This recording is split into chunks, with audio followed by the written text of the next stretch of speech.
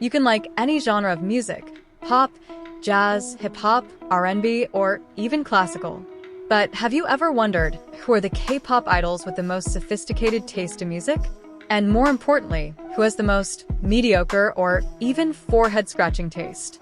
Well, this time we're talking seriously but casually about why BTS aka Kim Taehyung has been crowned by fans, musicians, and even music critics as the champion of music taste, and who has actually made the public dumbfounded by their position on the same list. When it comes to K-pop, most people will immediately think of intricate choreography, electronic beats, and visuals that are almost absurdly good. But there's one other side that often goes unnoticed: the idol's musical taste. I mean, beyond the hits they perform, what do they actually listen to in their downtime? What do they put on their personal playlists? And among the hundreds of idols in the industry, Kim Taehyung, or V from BTS, is one of the most prominent names. Not just because of his popularity or his almost surreal visuals, but because of his unusual music listening style. You'll rarely find an idol of his level who's as crazy about classic jazz, old soul, and indie folk from Sweden that not many people know about. It's not just about being niche, but there's a theoretical basis that differentiates V's music taste from many other idols. Okay, let's talk about why V can be considered the music taste champion. First, let's start from the theoretical basis. A person's musical taste is influenced by their personality, environmental exposure, and cognitive tendencies. In music psychology, there's a term called openness to experience, a kind of indicator in personality that really affects a person's musical preferences.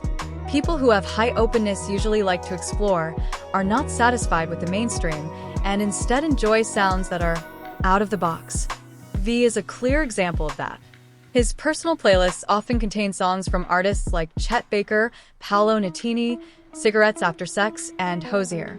In some interviews, V has even openly said that he is more interested in songs that touch on the dark and melancholic side of humanity.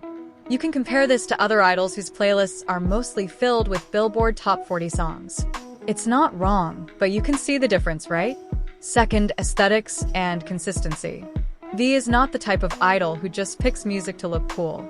From the way he dresses up, the photos he posts, to his speaking style, and the way he chooses art projects all reflect artistic consistency. This is important because musical taste is not just about songs that are pleasing to the ear, but also about the artistic identity that is formed.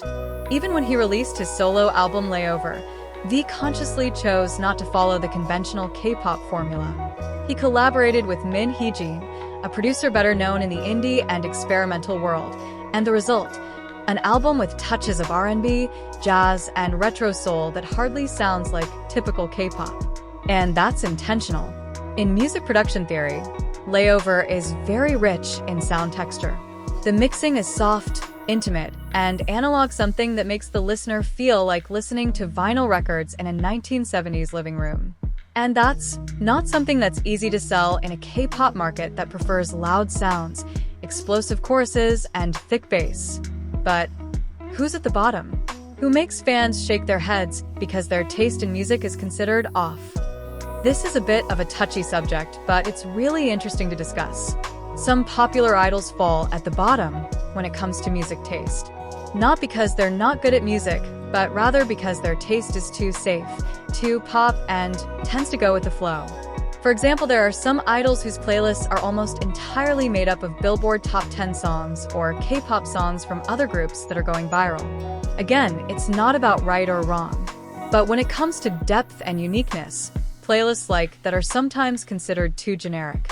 There was one idol, who we don't need to name because it's not about insulting, who when asked to choose top 5 favorite songs of all time, the answer was Despacito, Dynamite, Shape of You, Butter, and Pharrell's Happy. You know, they're all mega hits but also overplayed. And from the perspective of music preference theory, such choices reflect a lack of musical diversity. This actually connects to an old theory in the music world, the mere exposure effect. This theory says that people tend to like songs that they hear often. That's why pop songs are easy to like, because you hear them everywhere. But people with more mature musical tastes tend to challenge their brains to explore new things. And that's exactly what V did. In massive polls on Korean music community forums like the Ko, V is almost always in the top 3 idols with the best taste in music. Even non-idol musicians admire his taste. One Korean indie jazz producer once said that if V wasn't an idol, he could be a music curator or a classical radio DJ. And what's even more interesting, international fans also make best music taste idol lists, and V is almost always at the top, followed by RM, who also has a broad musical taste, IU, who is very sophisticated, and the experimental Taehyung NCT.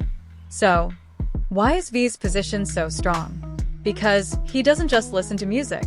He feels, dissects, and reshapes music as part of his identity. He understands music not in terms of which song is good, but in terms of which song can explain my current mood. And for many people that goes much deeper than just Spotify charts. But wait a minute, if V has become the gold standard of music taste in the K-pop idol world, then how does this affect the fandom and the industry more broadly? This is also important because we can't talk about V alone without connecting to the phenomenon that happened because of him. Whether we realize it or not, the influence of V's music taste is starting to spill over into fandom trends. Many ARMYS, especially international fans, are now discovering jazz, retro soul, and even folk songs that were previously foreign to them. Playlists like V's favorite songs or songs Taehyung recommends are now all over Spotify and YouTube. It's not just a form of appreciation, but also an entry point for thousands of people to explore genres that were previously unpopular. This is an interesting phenomenon because it rarely happens. Usually, fandoms only follow an idol's fashion style or choreography. But V made his fans follow his taste in music. Even some musicians who used to have a small audience, now their streams have increased dramatically after being discovered as V's favorites. The most obvious example? Eric Benet and Faith Evans' song The Last Time suddenly went viral again in 2023, even though the song was released in 1999. Why? Because V used the song as a background for his Instagram story. It's simple, but the effect is huge. And this shows one important thing. When an idol has a strong musical integrity, their influence can be much wider than just a stage or an album. But don't forget, there's also a contrasting side. V's influence has highlighted other idols who don't have a clear musical direction. They look artistically empty. It's not that they're not talented, but it's very clear who has an authentic voice when it comes to music and who is just following the market. And this is also a kind of silent pressure in the industry. Many agencies are now starting to feel the need to shape their idol's musical image to be on the same level as V. But the thing is, musical taste can't be forced. You can have an idol pretend to like jazz, but if they don't really understand and feel it, it looks fake. This is where V's position becomes even more unique.